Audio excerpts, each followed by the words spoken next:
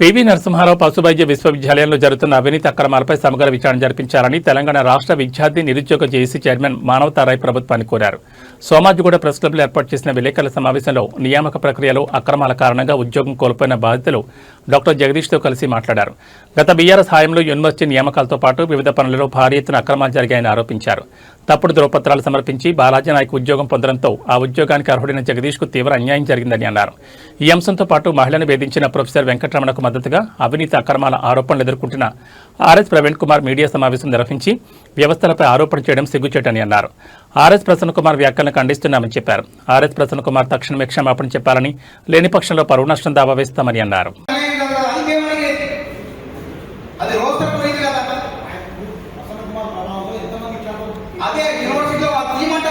University ముఠాలు బంధువులు అందరు నిరుద్యోగులంతా ప్రతిభావంతులంతా మా బంధువులే. నేను నిరుద్యోగం చేసి స్థాపించిన లక్ష్యమే 2014 సెప్టెంబర్ 5న ప్రతిభావంతులకు అన్యాయం జరగదు అనే లక్ష్యంతో మేము స్థాపించుకున్నాను. కాబట్టి ఆ లక్ష్యానికి విరుద్ధంగా అక్కడ జరిగింది కాబట్టి పోరాటం చేసినాం. దాన్ని తప్పంటాడు, దాని డబ్బులు తీసుకుని 20 మంది తీసుకుని ఆర్టీఐ వేస్తాడు. దాన్ని ఎందుకు మీరు మా మీద చర్యలు తీసుకోండి, చర్యలు తీసుకుంటాం. మా పైన వాళ్ళే పెట్టారు మా మీద. ఆ ఎడ కూర్చొని అవి మాట్లాడుతుంటాను. నీ పాత్ర ఉన్నది ఇందులో. ఆ ఉద్యోగం దగ్గర నుంచి అసలు యూనివర్సిటీ మొత్తాన్ని కూడా మీరు చేతిలో పెట్టుకున్నారు. అన్నదమ్ములు ఇద్దరు కలిసి ఆనందం చేశారంటే వాస్తవం, ఆరోపణ కాదు, వాస్తవాలు. కాబట్టి ఆయన ఏ విధంగా ఆయన నియామకం న్యూట్రిషన్లో అసిస్టెంట్ వస్తుంది. మరి లైఫ్ స్టాక్ మేనేజ్మెంట్ అనేది ఇంకో విభాగం చేసే పెద్ద పెద్ద కర్మాలు వచ్చినాయి. అన్ని పత్రికల్లో, ప్రధానమైన పత్రికల్లో యూనివర్సిటీ అధికారులు కూడా అంగీకరించారు. ఇది జరిగింది నిజమే, ఆయన ఉద్యోగం పొందింది నిజమే, మేము పోరాటం చేసిన తర్వాత. ఉన్న పత్రికలు, అన్ని పత్రికలు కూడా స్టేట్ పేజీలో రాసిన వార్తలు. బలం లేకపోతే రాయాలి కదా, మేము చేసే ఉద్యుత్ ఆరోపణలు అయితే కాదు కదా. తర్వాత ఏం చేయలేక చివరికి అతను సస్పెండ్ చేశారు. వాస్తవంగా నిబంధనల ప్రకారం రిమూవ్ చేయాలి.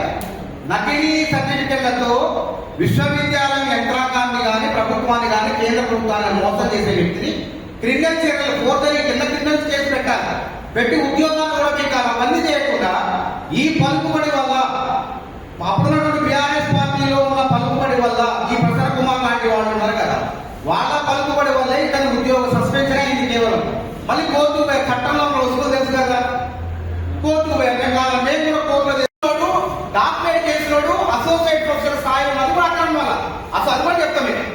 ఆ స్థాయికి ఎదిగినోడు విలేకరుల సమావేశంలో ఒక మహిళ నన్ను లైంగిక వేధించారని చెప్పి ఫిర్యాదు చేస్తే ఆ మహిళ పేరు తీసుకొచ్చి విలేకరుల సమావేశంలో బహిరంగపరిచి ఆ అమ్మాయి పరువు ప్రతిష్టకు కూడా భంగం కలిగించిండు. కాబట్టి ఆ మహిళ, ఆ స్త్రీ, మేమందరం కలిసి రేపు ఆర్ఎస్ ప్రసన్న కుమార్కి legal notice, civil defamation case కింద అతను లీగల్ నోటీస్ ఇస్తాం. తప్పకుండా బరాబర్గా ఆయన మూల్యం చెల్లించుకోవాల్సిందే. అదేవిధంగా ఈయన ఏం ఈయన లీగల్ ఏంటంటే, ఈ వెంకటరమణ ఇక్కడే కాదు, చాలా లీగలేనే. ఈయన ఎక్కడ ఉద్యోగం చేసి ఎన్ని అక్కడ బీఆర్ఎస్ పార్టీలో ఉన్నప్పుడు వాళ్ళని ఆసరా చేసుకొని, ఇంకోటి ఏంటంటే వాస్తవం 100% వాళ్ళన్న ఐపీఎస్ గా ఉన్నప్పుడు వాళ్ళన్న పలుకుబడిని ఉపయోగించుకొని అక్రమాలు చేసిండు. ఏ విధంగా చేసిందంటే ఈయన నియామకం ఎట్లా జరిగింది, న్యూట్రిషన్ విభాగంలో ఈయన అసిస్టెంట్ ప్రొఫెసర్. న్యూట్రిషన్ విభాగంలో అసిస్టెంట్ ప్రొఫెసర్ అయితే అందులోనే ఈయన ప్రమోషన్ పదోన్నతి ఎందులో పొందాలా, ఆ న్యూట్రిషన్ విభాగంలోనే అసోసియేట్ ప్రొఫెసర్ గా పదోన్నతి ఉంది. ఈయన ఏం చేసిండు, ఆ విభాగం కాకుండా లైఫ్ స్టాక్ స్పష్టంగా మీకు ఇస్తాం, ప్రతి పేపర్ ఇస్తాం. అసలు యూజీసీ సర్టిఫికేట్ ఎట్లా ఉంటుంది, నకిలీ యూజీసీ సర్టిఫికేట్ ఎట్లా ఉంటుంది కూడా మీకు ఆధార్ చేస్తాం. ఈ బాలాజీ నాయక్ పెట్టినటువంటి నకిలీ యూజీసీ సర్టిఫికేట్ ఫోర్జరీ ద్వారా చేసింది. కాబట్టి ఈ నకిలీ సర్టిఫికేట్ దందా ఎక్కువైంది, ఆ మధ్యకాలం మరీ ఎక్కువైంది.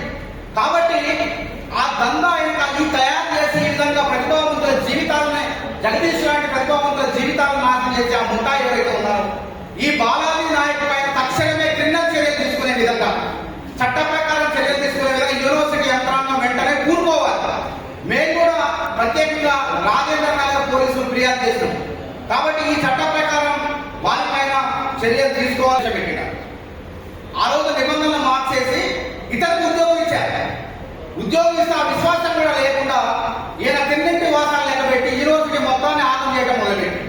కాబట్టి ఇప్పుడు ఏం చెప్తాను, నేను ఇంత అక్రమాలు చేసి, అవినీతి చేసి నేను కాంగ్రెస్ నాయకుడు అని చెప్తాను. అదేవిధంగా రేవంత్ రెడ్డి గారు పరిపాలన చూడండి, వైస్ ఛాన్సలర్ నియామకం ఉస్మానియా యూనివర్సిటీ మొగలి కుమారుగా మాదిగ బిడ్డ ప్రతిభావంతుడు, మాదిగ చూడాడ ప్రతిభావంతుడు, ఎన్నో అంతర్జాతీయ ప్రమాణాలు ఉన్నటువంటి పరిశోధన పత్రాలు సమర్పించిన చేత విద్యార్థి నాయకులుగా, నిరుద్యోగ నాయకులుగా వెళ్ళి ఇక్కడ అక్రమాలు జరిగిందని ఫిర్యాదు చేస్తే వాళ్ళపైన ఎందుకు చర్యలు తీసుకోలేదని చెప్పి ఆర్టీఐ పెట్టాడు. తెలుగు వాళ్ళు కూడా మీరు అర్థం చేస్తారు. మేము మాకేం సంబంధం, ప్రైవేటు వ్యక్తులు, ఒక ప్రైవేటు వ్యక్తుల పైన ఆర్టీఐ ఉండదు. అది గుర్తుపెట్టి చట్టం చేసుకొని మాట్లాడండి. ముందు కేంద్ర ప్రభుత్వము, రాష్ట్ర ప్రభుత్వం, ప్రభుత్వ రంగ సంస్థల్లో ఉన్న వాళ్ళకే ఆర్టీఐ వాళ్ళు ఇస్తారు. ప్రైవేట్ రంగ సంస్థల విషయాల్లో వాళ్ళు జోక్యం చేసుకోదు ఆర్టీఐ. కాబట్టి ఈ శుద్ధపూస మొన్న పెట్టినటువంటి ప్రెస్ మీట్ మొత్తం కూడా అసత్యం, అక్రమం. కాబట్టి అతని పైన బాలాజీనాథ్ పై చట్టపరమైన చర్యలు తీసుకోవాల్సింది. మళ్ళీ మేము పోరాటం పడుకున్న వాళ్ళు లేపి గుర్తించుకున్నట్టుంది ఆర్ఎస్ఎస్ అనుకున్న వ్యవహారం. బాలాజీ నాయక్ గారు కోర్టు సింగిల్ జడ్జి తీర్పిస్తే మేమేమనుకున్నామంటే మళ్ళీ డివిజన్ బెంచ్కి పోదాం. 2021లో నేను నాది ఒక మారుమూల గిరిజన తాండం చర్ల భయపడటంలో ఉమ్మడి వరంగల్ డిస్ట్రిక్ట్ 2021లో fisheries extension economics statistics assistant professor post నేను అప్లై చేశాను PVL నోటిఫికేషన్లో. అప్పుడు అప్లై చేస్తే ఒక పోస్ట్ ఉంది, 4 అప్లికేషన్స్ వచ్చాయని అప్పుడు అన్నారు. నాకు తెలిసిన బాలాజీకి పోస్ట్ ఇచ్చారు.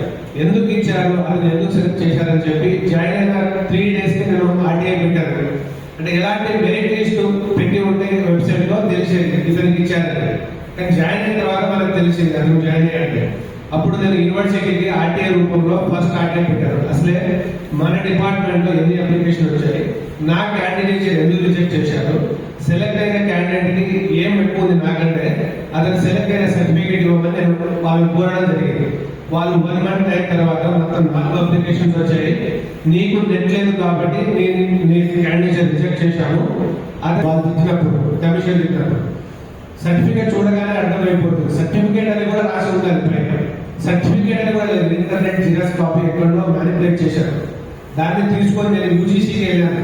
ఈ సర్టిఫికేట్ రైటా రాగా, ఈ సర్టిఫికేట్ వల్ల నేను ఈ యూనివర్సిటీలో ఆపర్చునిటీ కోల్పోయాను.